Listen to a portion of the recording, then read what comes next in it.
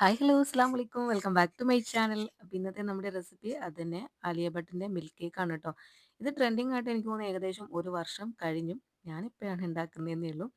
എനിക്ക് പൊതുവേ കേക്കിനോടൊന്നും അത്ര വലിയ ഇഷ്ടമൊന്നും അല്ല, ഞാനൊരു കേക്ക് ഫാനും അല്ല. പക്ഷേ ഇത് കഴിച്ചപ്പോൾ നല്ല ടേസ്റ്റ് ആയിരുന്നു കേട്ടോ, എനിക്ക് ഭയങ്കരമായിട്ട് ഇഷ്ടപ്പെട്ടു. അപ്പോൾ എന്തായാലും മസ്റ്റ് ട്രൈ ആയിട്ടാണ്. അപ്പം നമ്മളെന്തായാലും ഷോപ്പിലൊന്നും പോയിട്ട് ഇതൊന്നും വാങ്ങി കഴിക്കാൻ ഉദ്ദേശിക്കുന്നില്ല. അപ്പോൾ ഇത് നമുക്ക് വീട്ടിൽ തന്നെ റെഡിയാക്കി എടുക്കാം. നോർമൽ നമ്മൾ വാനില സ്പോഞ്ച് ഉണ്ടാക്കുന്നുണ്ടല്ലോ, അതുപോലെ നിങ്ങൾ ഉണ്ടാക്കിയാലും മതി. ഞാനിപ്പോൾ ഇത് ഇതിനകത്തോട്ട് ഒരു കപ്പ് മൈദയും അതുപോലെ ഒരു ടേബിൾ സ്പൂൺ അളവിൽ വാനില പൗഡർ ഉള്ളതുകൊണ്ട് അത് യൂസ് ചെയ്തു. നിങ്ങൾക്ക് പാൽപ്പൊടി എടുക്കാം കേട്ടോ. പിന്നെ ഞാൻ ഇതിനകത്തോട്ട് ബേക്കിംഗ് സോഡ യൂസ് ചെയ്യുന്നില്ല. ഒരല്പം ഉപ്പും ഒരു ടീസ്പൂൺ അളവിൽ ബേക്കിംഗ് പൗഡറും യൂസ് ചെയ്തിട്ടാണ് കേട്ടോ ചെയ്യുന്നത്. നമ്മൾ നോർമൽ വാനില സ്പോഞ്ച് ഉണ്ടാക്കൂലേ, ആ ഒരു സെയിം മെത്തേഡിൽ സ്പോഞ്ച് റെഡിയാക്കിയാലും മതി. പിന്നെ ഇതിന് നമ്മൾ നോർമൽ കേക്ക് ഉണ്ടാക്കുന്ന പോലെ അത്ര ഹൈറ്റിൻ്റെ ആവശ്യമില്ല. നമ്മളൊരു ഏകദേശം ഒരു 2 ഇഞ്ച് കനത്തിലുള്ള ആ ഒരു കേക്ക് മതി കേട്ടോ. ഞാൻ ഈ മുട്ടയുടെ വെള്ളയും മഞ്ഞയും ഒന്ന് വേർതിരിക്കാൻ ശ്രമിച്ചാണ്. വേറെ ഒന്നുമല്ല, ഈ ഒരു പ്രോഡക്റ്റ് പുതിയതായതുകൊണ്ട് ഒന്ന് എന്താ പറയുക, ഉപയോഗിച്ച് നോക്കാമെന്ന് വിചാരിച്ചിട്ടൊന്ന് ചെയ്തതാണ്. പക്ഷേ പാളിപ്പോയി ഫസ്റ്റ് മുട്ട തന്നെ. അതിനകത്തോട്ട് കുറച്ച് മഞ്ഞയൊക്കെ ഒന്ന് വന്നു. ദെൻ സെക്കൻഡ് മുട്ട പൊട്ടിച്ചപ്പോൾ കറക്റ്റായിട്ട് തന്നെ കിട്ടി കേട്ടോ. അങ്ങനെ ഞാൻ 3 മുട്ടയാണ് എടുത്തത്. 3 മുട്ടയും പൊട്ടിച്ച് ഒഴിച്ചു കൊടുത്തു. മഞ്ഞ സെപ്പറേറ്റ് ചെയ്തതിനകത്തോട്ട് ഒരല്പം വാനില എസൻസ് ചേർത്ത് കൊടുത്തു, ഏകദേശം 1 ടീസ്പൂൺ അളവിൽ. ദേ ഇപ്പം ഇത് ഓയിലും പാലും കൂടെയുള്ള മിക്സാണ്. 1/2 കപ്പ് ഓയിലിലോട്ട് 2 ടേബിൾ സ്പൂൺ പാല് ചേർത്തതാണ് കേട്ടോ. ഇങ്ങനെ ചെയ്യണമെന്ന് യാതൊരു നിർബന്ധവും ഇല്ല. ഞാൻ പറഞ്ഞല്ലോ, നമ്മൾ നോർമൽ വാനില സ്പോഞ്ച് ചെയ്യുന്നത് പോലെ ചെയ്താൽ മതി. നേരത്തെ ഞാനൊരു ഹാഫ് കെ ജിയുടെ അളവ് വെച്ചിട്ട് വാനില സ്പോഞ്ച് റെഡിയാക്കുന്നതും ഐസിങ് ചെയ്യുന്നതും ചെയ്തിട്ടുണ്ട്. അപ്പം അതിൻ്റെ ലിങ്ക് ഞാൻ താഴെ കൊടുക്കാം കേട്ടോ. ആവശ്യമുണ്ടെങ്കിൽ കയറി ചെക്ക് ചെയ്ത് നോക്കാം. പിന്നെ നമ്മൾ നോർമൽ മിക്സിയിൽ അടിച്ചിട്ട് കുക്കറിൽ റെഡിയാക്കി എടുക്കുന്ന കേക്കാണെങ്കിലും ഇതിന് ഉപയോഗിക്കാം കേട്ടോ. ഒരു ടെൻഷനും വേണ്ട. നിങ്ങൾക്ക് ഏത് ടൈപ്പ് കേക്കാണ്, പക്ഷേ വാനില സ്പോഞ്ച് ആയിരിക്കണമെന്ന് മാത്രമേ നിർബന്ധമുള്ളൂ. അതായത് നമ്മൾ വാനില സ്പോഞ്ചിലാണ് ഈ ഒരു കേക്ക് ചെയ്യുമ്പം കൂടുതൽ ടേസ്റ്റ് ആയിട്ടുണ്ടാവുക. ചോക്ലേറ്റ് കേക്കിൽ ഇതുവരെ ചെയ്തിട്ടില്ല. ആലിയ ഭട്ട് ഭയങ്കര എക്സ്പീരിയൻസ് ചെയ്തിട്ട് എന്താ പറയുക, ഭയങ്കരമായിട്ട് ആ ഒരു കാര്യങ്ങളൊക്കെ സെറ്റ് ചെയ്ത് പറഞ്ഞ ഒരു സംഭവം കേക്കാണ് കേട്ടോ. എന്തായാലും ടേസ്റ്റിൽ ഒരു വ്യത്യാസവും ഇല്ല. കറക്റ്റ് ആ ഒരു ടേസ്റ്റ് തന്നെ നമുക്ക് കിട്ടുന്നുണ്ട്. അപ്പോൾ ഇത് ഞാനിത് ഫസ്റ്റ് തന്നെ നമ്മൾ പഞ്ചസാരയും അതുപോലെ തന്നെ മുട്ടയുടെ വെള്ള ഉണ്ടല്ലോ, അതും കൂടെ നന്നായിട്ടൊന്ന് മിക്സ് ചെയ്തെടുത്തതാണ്. അതിനുശേഷം ഞാനിത് നമ്മൾ മഞ്ഞയും കൂടി ഇട്ട് കൊടുത്തിട്ട് നല്ലതുപോലെ ഒന്ന് സെറ്റാക്കി എടുത്തു. അതിനുശേഷം പാലും ആ ഒരു ഓയിലിൻ്റെ മിക്സ് ഉണ്ടല്ലോ, അത് കുറേശ്ശെ ഒഴിച്ചു കൊടുത്തു. കൂടെ തന്നെ പൊടിയും കൂടെ ഇട്ട് കൊടുത്തിട്ട് നമ്മൾ ആ അരിച്ചു വെച്ചിരിക്കുന്ന പൊടി ഉണ്ടല്ലോ, അതും കൂടി ഇട്ട് കൊടുത്തിട്ട് നന്നായിട്ടൊന്ന് ഇളക്കി എടുക്കുന്നുണ്ട്. ഇത്രയും സ്പീഡിലൊന്നും അല്ല കേട്ടോ, ക്യാമറ ഒന്ന് ഫാസ്റ്റ് ആക്കിയതാണ്. ഞാൻ ചെയ്തിരിക്കുന്നത് വളരെ സ്ലോയിലാണ് കേട്ടോ ചെയ്തെടുത്തിരിക്കുന്നത്. അപ്പോൾ നിങ്ങളും സ്ലോയിൽ തന്നെ ചെയ്യാൻ ശ്രമിക്കുക. എങ്കിൽ മാത്രമേ അത് നന്നായിട്ട് കറക്റ്റായിട്ട് കേക്ക് വരുന്നുള്ളൂ. അപ്പോൾ ഇത് നമ്മൾ അത്യാവശ്യം വലിപ്പമുള്ള ഒരു 8 ഇഞ്ചിൻ്റെ കേക്ക് മോൾഡിൽ തന്നെ ചെയ്ത് കൊടുക്കുക. എങ്കിലേ നമുക്ക് ആ ഒരു ഹൈറ്റ് കുറഞ്ഞിട്ട് എന്നാൽ ഒട്ടും തന്നെ എന്താ പറയുക, വലിപ്പത്തിൽ കുറച്ച് വലിപ്പമായിട്ടും ഹൈറ്റ് കുറഞ്ഞിട്ട് കിട്ടുള്ളൂ കേട്ടോ. ഇപ്പോഴത്തെ ഞാനിനി അതിൻ്റെ ആ ഒരു ക്രീം ഉണ്ടല്ലോ, അത് റെഡിയാക്കാൻ വേണ്ടിയിട്ട് ഞാനിവിടെ പാലെടുത്തിട്ടുണ്ട്. 1 കപ്പ് പാലാണ് കേട്ടോ എടുത്തിരിക്കുന്നത്.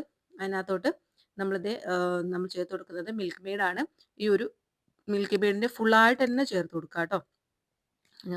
നമ്മൾ ഈ മിൽക്ക് മെയ്ഡിൻ്റെ ടിന്ന് പൊട്ടിക്കാൻ കുറച്ച് ബുദ്ധിമുട്ടാണ്. അപ്പോൾ ദേ ഒന്ന് സൈഡിലോട്ട് ആക്കി കൊടുത്തിട്ട് ജസ്റ്റ് ഒന്ന് വലിച്ചാൽ നമുക്ക് കറക്റ്റായിട്ട് തന്നെ കിട്ടും. എന്നിട്ട് ദേ അത് മൊത്തത്തിലൊന്ന് ചേർത്ത് കൊടുക്കുകയാണ്. ഇത് ഫുള്ളായിട്ട് ചേർത്ത് കൊടുക്കുക. എന്നിട്ട് നമ്മൾ ഫ്രഷ് ക്രീം ഉണ്ടല്ലോ, അതും കൂടെ ചേർത്ത് കൊടുക്കണം കേട്ടോ. ഫ്രഷ് ക്രീം ഞാനിപ്പോൾ ദേ ഈ ഒരു ചെറിയൊരു ഫ്രഷ് ക്രീമാണ് എടുത്തിരിക്കുന്നത്. അത് ഫുള്ളായിട്ട് ചേർത്ത് കൊടുക്കുന്നത്, എങ്കിലും നമുക്ക് നല്ല മധുരവും അതുപോലെ തന്നെ ആ ഒരു ടേസ്റ്റും കറക്റ്റ് കിട്ടുള്ളൂ. ഇപ്പോൾ ദേ ഈ ക്രീമും കൂടെ ഫുള്ളായിട്ട് ചേർത്ത് കൊടുക്കുകയാണ് കേട്ടോ.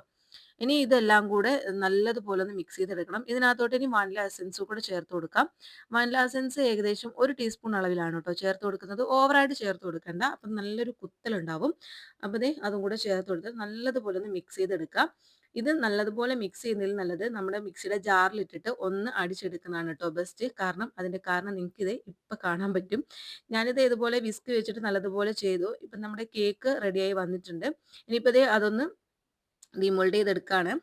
നല്ലതുപോലെ ചൂടാറിയ ശേഷം മാത്രമേ അങ്ങനെ ചെയ്യാവൂ കേട്ടോ, ഇല്ലെങ്കിൽ അത് കേക്ക് പൊട്ടിപ്പോവാൻ ചാൻസ് ഉണ്ട്. അപ്പോൾ അത് നന്നായിട്ട് തന്നെ വന്നിട്ടുണ്ട്. എന്നാൽ ഒട്ടും ഹൈറ്റും ഇല്ല. അത്യാവശ്യം കുഴപ്പമില്ലാതെ തന്നെയാണ് കിട്ടിയിരിക്കുന്നത്. ഞാൻ നോർമലി ഇങ്ങനെയല്ല കേട്ടോ കേക്ക് ഉണ്ടാക്കാറ്. ഞാൻ സാധാരണ ചെയ്യുന്ന പോലെയല്ല ചെയ്തത്. പിന്നെ ദേ നമ്മൾ അതിൻ്റെ മേളിലൊക്കെയുള്ള ആ ഒരു മുരിഞ്ഞ ഭാഗം ഉണ്ടല്ലോ മുകളിലത്തെ, അതും അതുപോലെ തന്നെ സൈഡിലെ ഭാഗവും ഒക്കെ ഒന്ന് കട്ട് ചെയ്ത് കൊടുക്കാം. നമുക്ക് അതിൻ്റെ ആവശ്യമില്ല. നമുക്ക് സ്പോഞ്ച് മാത്രം കിട്ടിയാൽ മതി കേട്ടോ. നല്ല സോഫ്റ്റ് ആയിട്ട് കിട്ടുകയും വേണം. എന്നാൽ മാത്രമേ നമുക്ക് ആ ഒരു ടേസ്റ്റും അതുപോലെ തന്നെ ടെക്സ്ചറും ഒക്കെ കറക്റ്റായിട്ട് കിട്ടുള്ളൂ. അതിൻ്റെ സൈഡും മേൽഭാഗവും ഒക്കെ ഒന്ന് കട്ട് ചെയ്ത് കൊടുക്കുക. നിങ്ങൾ ഈ വീഡിയോ ആദ്യമായിട്ടാണ് കാണുന്നതെങ്കിൽ ഇതുവരെ എൻ്റെ ചാനൽ സബ്സ്ക്രൈബ് ചെയ്തിട്ടില്ല എങ്കിൽ ഒന്ന് സബ്സ്ക്രൈബ് ചെയ്ത് സപ്പോർട്ട് ചെയ്തേക്കണേ. കൂടി ആ ബെല്ലൈക്കണും കൂടെ ഒന്ന് പ്രസ് ചെയ്യാൻ മറക്കല്ലേ. അപ്പോൾ ദേ ഞാൻ ദേ ഫുള്ളായിട്ട് കട്ട് ചെയ്തെടുത്തിട്ടുണ്ട്. കണ്ടോ സൈഡും അതുപോലെ തന്നെ മുകൾ ഭാഗവും ഒക്കെ ഇതുപോലെ കട്ട് ചെയ്തെടുക്കാം. അടിഭാഗത്ത് അത്യാവശ്യം സോഫ്റ്റ് ഉള്ളതുകൊണ്ട് അതിൻ്റെ ആവശ്യമില്ല. നമ്മളിത് റൗണ്ടിലുള്ള ഒരു പാത്രത്തിലോട്ട് വെച്ച് കൊടുക്കാം. നിങ്ങൾക്ക് വേണമെങ്കിൽ പ്ലാസ്റ്റിക്കിൻ്റെ കണ്ടെയ്നറൊക്കെ യൂസ് ചെയ്യാം ട്ടോ. നമുക്ക് പാർസൽ വാങ്ങിക്കുന്ന സമയത്ത് റൗണ്ടുള്ള കണ്ടെയ്നേഴ്സിലാണ് അവർ പാർസൽ തരാറ്. ഇപ്പോൾ ദേ ഫോർക്ക് വെച്ച് നല്ലതുപോലെ ഒന്ന് കുത്തി കൊടുക്കാം ട്ടോ. നമ്മൾ ഈ ഒഴിക്കുന്ന മിക്സ് നല്ലതുപോലെ ഒന്ന് അതിനകത്തോട്ടെല്ലാം നന്നായിട്ടൊന്ന് വെൽറ്റായി എന്താ പറയുക നല്ലതുപോലെ ഒന്ന് കുതിർന്ന് കിട്ടാൻ വേണ്ടിയിട്ടാണ് ട്ടോ. ഇപ്പോൾ ദേ അതിൽ നിന്ന് പകുതി ക്രീം ഞാനിതിൽ ഒഴിച്ചു കൊടുക്കുകയാണ്. അതിൻ്റെ മുകളിൽ നിങ്ങൾക്ക് കാണാൻ പറ്റും തരിതരിയായിട്ട് കിടക്കുന്നത്. അതെന്തുകൊണ്ടാണെന്ന് വെച്ചാൽ ഞാനത് മിക്സിയിൽ അടിച്ചില്ല. ജസ്റ്റ് അങ്ങനെ ചെയ്തതേ ഉള്ളൂ. അതുകൊണ്ടാണ്. ഇപ്പോൾ ദേ വിപ്പിംഗ് ക്രീം എടുക്കാം. ഞാൻ 1/2 കപ്പ് വിപ്പിംഗ് ക്രീമാണ് എടുത്തത്. നമ്മൾ ചില വിപ്പിംഗ് ക്രീം അര കപ്പ് എടുത്താലും നല്ലതുപോലെ പൊളിച്ചു വരും. ചിലത് അങ്ങനെ കിട്ടാൻ ചാൻസ് കുറവാണ്. അപ്പോൾ നിങ്ങൾ ക്രീമിൻ്റെ ആ ഒരു നിങ്ങൾക്ക് മനസ്സിലാവുമല്ലോ ചെയ്യുമ്പം. എന്തായാലും 1/2 കപ്പ് എടുത്തിട്ട് ഒന്നും കൂടെ പൊലിച്ചു വരാത്ത ക്രീമാണെന്നുണ്ടെങ്കിൽ ഒരു 1/4 കപ്പ് വരെ എടുക്കാം. എന്നിട്ട് ഇത് കേക്കിൻ്റെ മുകളിലോട്ട് വെച്ച് കൊടുക്കുക. ഇപ്പോൾ ഈ ഒരു സമയത്ത് നമ്മുടെ കേക്ക് ഫ്രിഡ്ജിലായിരുന്നു ട്ടോ.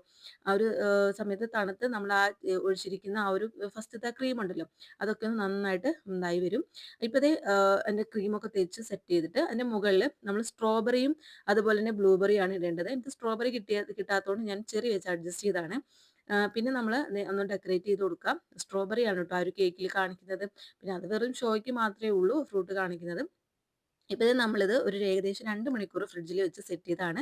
ഓവർനൈറ്റ് വെച്ചാലും കുഴപ്പമൊന്നുമില്ല. എന്നിട്ട് ഇത് നമ്മളിതൊന്ന് കട്ട് ചെയ്തെടുക്കുക. കട്ട് ചെയ്തിട്ട് ഈ ഒരു എന്താ പറയുക കട്ട് ചെയ്തെടുക്കുന്നതിനകത്തോട്ടും കൂടെ കുറച്ച് നമ്മൾ ആ ഒരു മിൽക്കിൻ്റെ മിക്സ് മാറ്റി വെച്ചില്ലേ ആ ഒരു മിൽക്ക് മിക്സ് ഒഴിക്കുമ്പോഴാണ് ഒന്നും കൂടെ ടേസ്റ്റി ആയിട്ട് കഴിക്കുക. ഇതുപോലെ കേക്ക് ക്രീമി ആയിട്ടും അതുപോലെ തന്നെ ടെക്സ്ചർ ആയിട്ടും കഴിക്കാൻ ഇഷ്ടമില്ലാത്തവരാണെങ്കിൽ ഇതുപോലെ തന്നെ കഴിക്കാം. പക്ഷേ എന്നാലും ഒന്നും കൂടെ ടേസ്റ്റി ആയിട്ടുണ്ടാവുക. എന്താണെങ്കിലും എനിക്ക് ഇഷ്ടപ്പെടും. ഉറപ്പാണ്. അത്രയ്ക്കും ടേസ്റ്റാണ്. ഏത് കേക്ക് ഇഷ്ടമില്ലാത്തവർക്ക് പോലും കഴിക്കാനായിട്ട് അടിപൊളി ടേസ്റ്റാണ് കേട്ടോ. മസ്റ്റ് ട്രൈ ആണ്. എന്തായാലും ഒന്ന് ട്രൈ ചെയ്ത് നോക്കാം. ഒരുപക്ഷേ നിങ്ങൾ ഇതിനു മുമ്പേ ട്രൈ ചെയ്തവരായിരിക്കും. ഞാനിത് വീട്ടിൽ ട്രൈ ചെയ്യുന്നത് ആദ്യമായിട്ടാണ്. അപ്പോൾ ദേ നമ്മൾ കേക്കൊക്കെ അടിപൊളിയായിട്ട് കിട്ടിയിട്ടുണ്ട്. ഇനി നമുക്കിത് ദേ ഇതുപോലൊരു പാത്രത്തിലോട്ട് മാറ്റി കൊടുക്കാം. ഇനിയിപ്പോൾ ദേ അതിൻ്റെ മുകളിലായിട്ട് നമുക്ക് കുറച്ച് ക്രീം ഉണ്ടല്ലോ നമ്മൾ മാറ്റി വെച്ചിരുന്ന ആ ഒരു ക്രീം നല്ലതുപോലെ ഒന്ന് ഒഴിച്ചു കൊടുക്കുക. എന്നിട്ട് ആ ക്രീം ഡിപ്പ് ചെയ്തിട്ടാണ് കേട്ടോ നമ്മളിത് കഴിക്കുന്നത്. അപ്പോഴാണ് അതിൻ്റെ ടേസ്റ്റ് കിട്ടുന്നത്. അടിപൊളി ടേസ്റ്റാണ് കേട്ടോ. ക്രീമാണ് ഇതിൻ്റെ ഏറ്റവും വലിയ ഹൈലൈറ്റ് എന്ന് പറയുന്നത്. എന്തായാലും ഒന്ന് ട്രൈ ചെയ്ത് നോക്കാം. നിങ്ങൾക്ക് ഈ വീഡിയോ ഇഷ്ടമായാൽ നിങ്ങൾ എന്താണേലും ഷെയർ ചെയ്യുക. അതുപോലെ തന്നെ ലൈക്ക് ചെയ്യുക. ഒരു തവണയെങ്കിലും ഈ ഒരു കേക്ക് കഴിച്ചിട്ടുണ്ടെങ്കിൽ നിങ്ങളൊന്ന് കമൻറ്റ് ചെയ്യുക കേട്ടോ. അപ്പോൾ ദേ നമ്മളിത് ക്രീം ഒഴിച്ചു കൊടുക്കുകയാണ്. എന്നിട്ട് ഇതിനകത്ത് ഡിപ്പ് ചെയ്ത് കഴിക്കുകയാണ് ചെയ്യുന്നത്. ഇതുവരെ ഈ കേക്ക് കഴിച്ചിട്ടില്ലാത്തവരാണെങ്കിൽ എന്താണേലും ഒന്ന് ട്രൈ ചെയ്ത് നോക്കാട്ടോ. എന്താണെങ്കിലും നമുക്ക് സൂപ്പർ മാർക്കറ്റിലൊക്കെ അവൈലബിൾ ആയിട്ടുള്ള സാധനങ്ങൾ മാത്രമേ ഉള്ളൂ. ഇപ്പൊ കേക്ക് ഉണ്ടാക്കാൻ നമ്മൾ ബീറ്ററോ കാര്യങ്ങളോ ഒന്നും വേണമെന്നില്ല. ജസ്റ്റ് മിക്സിയിൽ ഒന്ന് 2 മുട്ട കറക്കിയെടുത്ത് അതിനകത്തോട്ട് ഓയിലും അതുപോലെ തന്നെ പഞ്ചസാരയൊക്കെ ഇട്ട് ഒന്ന് അടിച്ചെടുത്ത് നോർമൽ കുക്കറിൽ ബേക്ക് ചെയ്തെടുത്താലും മതി കേട്ടോ. അപ്പോൾ അതെ bye thank you thanks for watching.